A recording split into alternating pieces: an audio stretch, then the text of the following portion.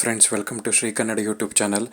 ಶಾರದೆ serial ಸೋಮವಾರದ ಸಂಚಿಕೆಯಲ್ಲಿ ಏನಾಗುತ್ತೆ ಅಂತ ನೋಡೋಣ ಬನ್ನಿ. ನೀವೇನಾದರೂ ನಮ್ಮ ಚಾನಲ್ನ ಫಸ್ಟ್ ಟೈಮ್ ನೋಡ್ತಾ ಇದ್ದರೆ ದಯವಿಟ್ಟು ಸಬ್ಸ್ಕ್ರೈಬ್ ಮಾಡ್ಕೊಳ್ಳಿ. ಸಬ್ಸ್ಕ್ರೈಬ್ ಮಾಡಿಕೊಂಡು ತಪ್ಪದೇ ಬೆಲ್ ಐಕಾನ್ ಕ್ಲಿಕ್ ಮಾಡಿ. ಸೀರಿಯಲ್ ತುಂಬ ಚೆನ್ನಾಗಿ ಮೂಡಿ ಬರ್ತಾ ಇದೆ. ನನ್ನ ತಾಯಿ ಯಾವಾಗ ಸಿಗ್ತಾರೆ ಅಂತ ನೆನಪು ಮಾಡ್ಕೊಂಡು ಗೊಳೋ ಅಂತ ಅಳ್ತಾ ಇರ್ತಾಳೆ ಶಾರದಾ. ಆವಾಗ ಅವ್ರ ಮನೆ ಹತ್ರ ಇರೋ ಕುಡ್ಕ ಬರ್ತಾನೆ. ಶಾರದಮ್ಮ, ನಿಮ್ಮಮ್ಮ ಸಿಕ್ಬಿಟ್ರು, ನಿನಗೆ ಒಳ್ಳೆ ದಿನ ಶುರುವಾಯಿತು.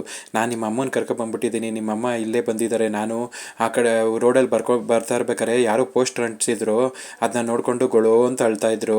ಅವ್ರಿಗೆ ನಾನು ನಿಮ್ಮ ಮಗಳನ್ನ ನಮ್ಮನೆ ಹತ್ರನೇ ಇದ್ದಾರೆ ಅಂತ ತೋರಿಸ್ತೀನಿ ಅಂತ ಹೇಳ್ಬಿಟ್ಟು ಕರ್ಕೊಬಂದಿದ್ದೀನಿ.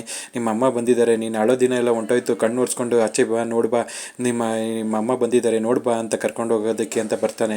ಆವಾಗ ತುಂಬ ಸಂತೋಷ ಆಗುತ್ತೆ ಶಾರದಂಗೆ. ನಮ್ಮಮ್ಮ ಸಿಕ್ಬಿಟ್ರು, ನನಗೆ ನಮ್ಮಮ್ಮ ಸಿಕ್ಬಿಟ್ರು ಅಂತ ತುಂಬ ಖುಷಿ ಪಡ್ತಾ ಇರ್ತಾಳೆ. ಆವಾಗ ಸಿದ್ದು ಬನ್ನಿ ಶಾರದವ್ರೆ, ಆಚೆ ಹೋಗಿ ನೋಡೋಣ ಅಂತ ಹೇಳಿ ಕರ್ಕೊಂಡು ಹೋಗ್ತಾರೆ. ತೀಕ ಮತ್ತು ಅವ್ರ ಅಜ್ಜಿ ಇಬ್ಬರು ಮಾತಾಡ್ಕೋತಾ ಇರ್ತಾರೆ. ಅಯ್ಯೋ, ನನಗಂತೂ ಎದೆ ಜಲ್ ಅಂದ್ಬಿಡ್ತು. ಒಂದು ಕ್ಷಣ ನನಗೆ ಹಂಗೆ ಹೆಂಗೆ ಶಾಕ್ ಆಯಿತು ಅಂದರೆ, ಇವತ್ತೇ ನನ್ನ ದಿನ ಮುಗ್ದೋಯ್ತು, ಇವತ್ತೇ ಲಾಸ್ಟ್, ಈ ಮನೆ ಋಣ ಮುಗೀತು ಅಂತ ನಾನು ಅಂದ್ಕೊಂಬಿಟ್ಟೆ.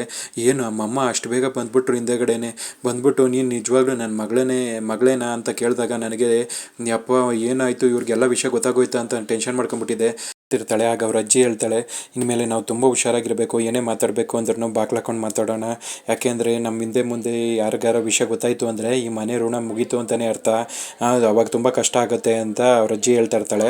ಆಗ ಜ್ಯೋತಿಕಾ ಹೇಳ್ತಾಳೆ, ನಿನ್ನ ಮಗ ಏನು ಸುಮ್ಮನೆ ಇರ್ತಾನ, ನನಗೆ ಇವತ್ತು ಎಂಥ ವಾರ್ನಿಂಗ್ ಕೊಟ್ಟರು ಗೊತ್ತಾ, ನನಗಲ್ಲಿ ಶಾರದನ ಹತ್ರ ಬಂದ್ಬಿಟ್ಟು ನೀನೇನೆ ನಿಜವಾದ ಮಗಳು, ನೀನು ಸುಮಿತ್ರ ದಶರಥನ ಮಗಳು ಅಂತ ಹೇಳ್ಬಿಡು, ಇಲ್ಲಾಂದರೆ ನಾನೇ ಹೋಗಿ ಹೇಳ್ಬಿಡ್ತೀನಿ ಅಂತ ನನಗೆ 24 ಗಂಟೆ ಟೈಮ್ ಕೊಟ್ಟಿದ್ದಾರೆ. ಅಷ್ಟರಲ್ಲಿ ನಾನು ಎಲ್ಲ ವಿಷಯನೂ ಹೇಳ್ಬಿಡ್ಬೇಕಂತೆ. ನಾವು ಎಲ್ಲ ಒಳ್ಳೇದು ಮಾಡಬೇಕಂತೆ, ಒಳ್ಳೇದು ಮಾಡಿಲ್ಲ ಅಂದರೆ ತುಂಬ ಕಷ್ಟ ಆಗುತ್ತಂತೆ ಹೇಳ್ತಿರ್ತಾಳೆ. ಆಗ ಅವ್ರ ಅಜ್ಜಿ ಹೇಳ್ತಾಳೆ, ನೀನು ಯಾವುದಕ್ಕೂ ತಲೆ ಕೆಡಿಸ್ಕೊಬೇಡ ಗೋಲ್ಡಿ, ಅವನ ಹತ್ರ ನಾನು ಮಾತಾಡ್ತೀನಿ. ಪಾಲಕ್ಷನ್ಗೆ ಏನಾರು ಹುಚ್ಚಿಗೆ ಚಿಡ್ದಿದ್ಯಾ, ಅವನು ಯಾಕೆ ಎಲ್ಲ ವಿಷಯನೂ ಹೇಳಬೇಕು ಅಂತ ಹೊಟ್ಟಿದ್ದಾನೆ, ಅವನಿಗೆ ಎಲ್ಲೋ ಭ್ರಮೆ ಆಗಿರಬೇಕು. ಅವನಿಗೆ ಎಲ್ಲ ವಿಷಯ ಹೇಳ್ಬಿಟ್ಟು ನಾವು ಒಳ್ಳೆಯವರು ಅಂತ ಅನ್ಸ್ಕೊಂಡ್ಬಿಟ್ರೆ ನಮ್ಗೇನಾರು ಯಾರು ಪ್ರಶಸ್ತಿ ಕೊಡ್ತಾರಾ? ನಾವು ಫಸ್ಟು ಹೆಂಗಿರಬೇಕು ಹಂಗಿರೋದು ಕಲಿಬೇಕು. ನಾನು ಫಸ್ಟ್ ಇಮಿಡಿಯೇಟ್ಲಿ ಹೋಗಿ ಪಾಲಕ್ಷನ್ ಹತ್ರ ನಾನು ಮಾತಾಡ್ತೀನಿ ಅಂತ ಅವ್ರ ಅಜ್ಜಿ ಹೊರಡ್ತಾಳೆ. ತೀಕಾಗೆ ಪಾಲಾಕ್ಷನ್ ಕಾಲ್ ಬರುತ್ತೆ. ಏನಮ್ಮ, ಏನು ಡಿಸೈಡ್ ಮಾಡಿದೆ ನಾನು ಹೇಳಿದ್ರ ಬಗ್ಗೆ ಅಂತ ಕೇಳ್ತಾನೆ. ಯಾವ ವಿಷಯ, ಏನು ಬಗ್ಗೆ ಹೇಳ್ತಿದ್ದೀರಾ ಅಂತ ಕೇಳ್ತಾಳೆ. ಆವಾಗ ಅದೇನೆ, ನಾನು ಶಾರದಂಗೆಲ್ಲ ವಿಷಯನ ಹೇಳ್ಬಿಡು ಅಂತ ಹೇಳಿದ್ನಲ್ಲ, ಏನು ಮಾಡಿದೆ ಅಂತ ಕೇಳ್ತಾನೆ. ಅದೆಲ್ಲ ಮಾಡೋದಕ್ಕಾಗೋದಿಲ್ಲ, ನಿಮ್ಗೇನೋ ತಲೆ ಕೆಟ್ಟಿದೆ, ನೀವೇನೋ ಹುಚ್ಚುತನದಲ್ಲಿ ಮಾತಾಡ್ತಿದ್ದೀರಾ ಅಂದರೆ ನಾನು ಹೋಗ್ಬಿಟ್ಟು ಎಲ್ಲ ಹೇಳ್ಬಿಟ್ಟು ನಾನು ಅಲ್ಲಿ ಬಂದ್ಬಿಟ್ಟು ಆ ಮುರ್ಕಲ್ ಮನೇಲಿ ಇರಲ್ಲ, ನನ್ನ ಕೈಲಿ ಅದೆಲ್ಲ ಸಾಧ್ಯ ಇಲ್ಲ. ನನಗೆ ಶ್ರೀಮಂತಿಗೆ ಬಿಟ್ಟು ಒಂದು ಕ್ಷಣನೂ ಯೋಚನೆಯನ್ನು ಮಾಡೋದಕ್ಕೆ ಸಾಧ್ಯ ಇಲ್ಲ. ನಾನು ಆ ಕೆಲಸ ಎಲ್ಲ ಮಾಡೋದಿಲ್ಲ ಅಂತ ಖಂಡಿತವಾಗಿ ಹೇಳ್ಬಿಟ್ಟು ಫೋನ್ ಕಟ್ ಮಾಡಿಬಿಡ್ತಾಳೆ. ಪಾಲಕ್ಷ, ಇವಳು ಒಳ್ಳೆ ದಾರಿಗೆ ಬರೋದಿಲ್ಲ, ನಾನು ಇನ್ನೂ ಸುಮ್ಮನೆ ಇತ್ತು ಅಂದರೆ ಇದು ಒಳ್ಳೇದಲ್ಲ. ದೇವ್ರ ಪ್ರಕಾರ ನಾನು ಇನ್ಮೇಲಾದ್ರೂ ನಾನು ಎಲ್ಲ ಒಳ್ಳೆ ಕೆಲಸನೇ ಮಾಡಬೇಕು. ನಾನು ಇವಾಗ ಹೋಗಿ ಶಾರದನ ಭೇಟಿ ಆಗ್ತೀನಿ, ಅವಳಿಗೆಲ್ಲ ವಿಷಯನೂ ತಿಳಿಸ್ತೀನಿ ಅಂತ ಹೇಳಿ ಶಾರದನ ಹುಡ್ಕೊಂಡು ಹೋಗ್ತಾ ಇರ್ತಾನೆ. ಆವಾಗ ಶಾರದಾ ನೆಡ್ಕೊಂಡು ಬರ್ತಾ ಇರ್ತಾಳೆ. ಹೇಗಿದ್ಯಮ್ಮ ಅಂತ ಕೇಳ್ತಾನೆ. ಅವಾಗ ನಾನು ತುಂಬ ಚೆನ್ನಾಗಿದ್ದೀನಿ ಅಂತ ಹೇಳ್ತಾಳೆ.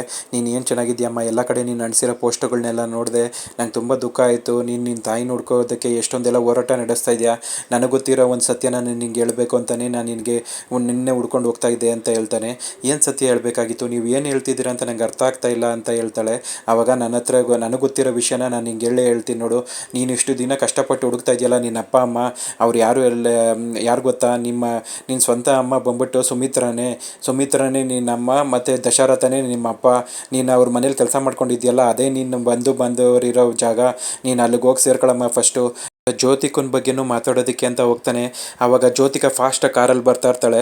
ಏನಪ್ಪ, ನಿಮ್ಗೆ ಎಷ್ಟು ಹೇಳಿದ್ರು ಬುದ್ಧಿ ಬರೋದಿಲ್ಲ, ನಾನು ನಿಮ್ಗೆ ಹೇಳಿದ್ದೀನಿ ಅವಳ ಹತ್ರ ಏನೂ ವಿಷಯನ ಹೇಳ್ಬೇಡ್ರಿ ಅಂತ, ಆದ್ರೂ ನೀವು ನನ್ನ ಮಾತನ್ನ ಕೇಳೋದೇ ಇಲ್ಲ ಅಲ್ವಾ ಅಂತ ಹೇಳಿ ಫಾಸ್ಟಾಗಿ ಬಂದುಬಿಟ್ಟು ಪಾಲಾಕ್ಷನ ಗುದ್ಕೊಂಡು ಹೊಂಟೋಗ್ಬಿಡ್ತಾಳೆ.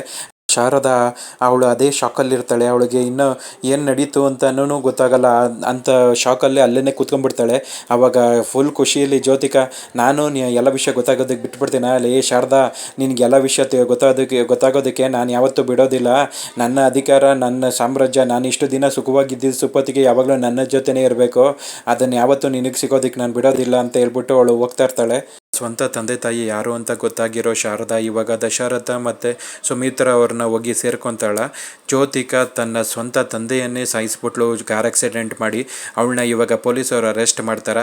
ಏನಾಗುತ್ತೆ ಅಂತ ಕಾದು ನೋಡಬೇಕು ಫ್ರೆಂಡ್ಸ್. ಅಲ್ಲಿಗೆ ಇವತ್ತಿನ ಸಂಚಿಕೆ ಕಂಪ್ಲೀಟ್ ಆಗುತ್ತೆ. ನೀವೇನಾದರೂ ನಮ್ಮ ಚಾನೆಲ್ನ ಫಸ್ಟ್ ಟೈಮ್ ನೋಡ್ತಾ ಇದ್ದರೆ ದಯವಿಟ್ಟು ಸಬ್ಸ್ಕ್ರೈಬ್ ಮಾಡ್ಕೊಳ್ಳಿ.